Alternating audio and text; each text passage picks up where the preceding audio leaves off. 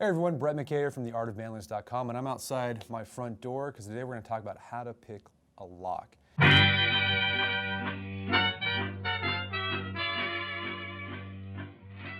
you might be thinking, Brett, why do I need to know how to pick a lock if I don't plan on burglarizing somebody?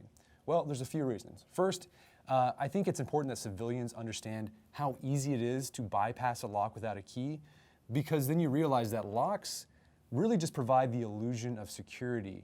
We think that when we lock our home at night or when we leave our home on vacation, that our stuff's going to be safe. But really, because it's so easy to bypass a lock, it really doesn't do all that much. And so by understanding the illusion of security that locks provide, it's going to force you to think about other tactics, other tools you can do to keep your home and your possessions safe. So that's reason number one. Reason number two, it's just a handy skill to know. If you get locked out of your house without a key, that's not a problem anymore. Just whip out your lockpick set, you keep in your wallet, and you're into your home. Reason number three, it's just a fun skill to know. I mean, really, this is like Jason Bourne, James Bond fantasies being fulfilled that I think we've all had as men at one time or another. So it's just fun to know how to pick a lock and know that you can do that. Okay, so today we're going to talk about how to pick a pin and tumbler lock. These are probably the most common locks that you find on homes and apartments across America and across the world.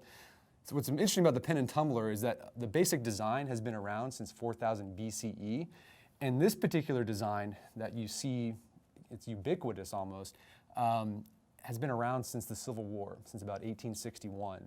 Yeah, it's changed a little bit. People have tried to make it a little bit more secure, but for the most part, we're using 19th century technology to protect our possessions and our loved ones.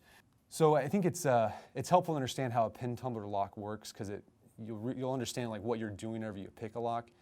So basically the way a pin tumbler lock works, there's two parts to it, main parts. There's the house casing, which is this part right here, and there's the plug right there. And the way you unlock your doors, you have to rotate your plug with your key, and once it rotates all the way, your door unlocks. On top of your plug, you can't see it because it's encased in the casing house, there are 5 or 6 holes that are drilled into the top of the plug. Inside those holes are a pair of pins. One is called the key pin because that touches your key whenever you insert your key into the plug. And then on top of the key pin is another pin called a driver pin. So they're sitting on top of you. The driver pin is sitting on top of the key pin like that. Okay, so to unlock your door, what you have to do is you need to line up the gap between the key pin and the driver pin with the gap that exists between the cylinder house and the plug. And that gap between those two items is called the shear line. So once you line up the gap between the pins with the gap between the shear line, you can freely rotate the plug and unlock the door. If you don't have the pins lined up correctly, then the driver pin will be bypassing, kind of be protruding between the shear line, making it impossible to rotate and unlock your door. So basically all we're doing is we're just lining things up in order to pick a lock. So that's it, it's pretty simple. So we're gonna show you how to do it right now.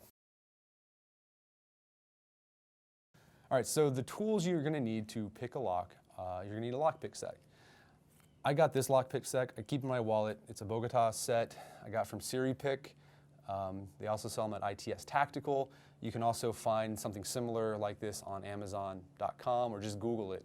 These are freely available to the public. You don't need a special license or registration in order to buy or own these. So you can pick whatever type of pick you want. I have my go-to ones based on practice. So the two things you're gonna need a tensioner wrench and a pick or a rake. You're gonna understand why we call this a rake in just a minute. So what I think is the most important tool out of the two is your tension wrench. Because as you're picking locks with your pick and setting pins above the shear line, you need to be able to apply the right amount of tension or torque on your plug so that the plug will move just a tiny bit and the pin will just stay up there. And you just keep doing that slowly but surely until all of the pins are set and you can rotate. So Applying the right amount of tension with your tension wrench is key to successfully picking a lock. Okay, so we're going to pick a lock. So the first thing you're going to do is you're going to take your tension wrench and you're going to stick it in the bottom of the keyhole in the plug, like so. And what you're going to do with the tension wrench, you're going to apply just a slight amount of pressure on it. You don't want to do too much. If your tension wrench is bending like that while you're picking, you've got too much pressure. And what's going to happen is the pins are going to bind. They're not going to be able to get above that shear line. The driver pin's not going to be able to get above the shear line, and you're not going to be able to pick your lock. So you just want to be very ginger with it, just a baby's touch with it. So once you got that in place, you're going to take your pick. Right here I have a rake with 3 ridges. It's my go-to one. I feel like it's the easiest. I can pick most any locks with this one. Again, you'll find your own preference as you mess with things. And you're going to stick it in the hole at the top, like so.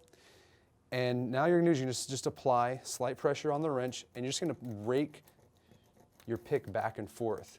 And what you're doing is you're just moving those pins up and down in the lock until you get the gap between the key pin and the driver pin lining up with the shear line.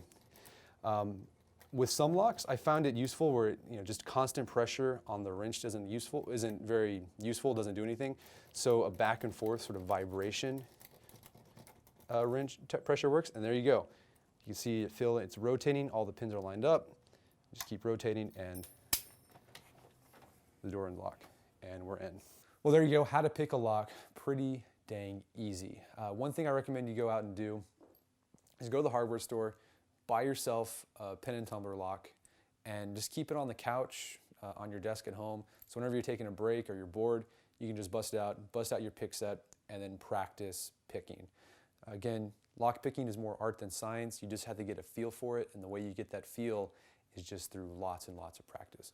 So go and do that. Until next time, this is Brett McKay telling you to stay manly.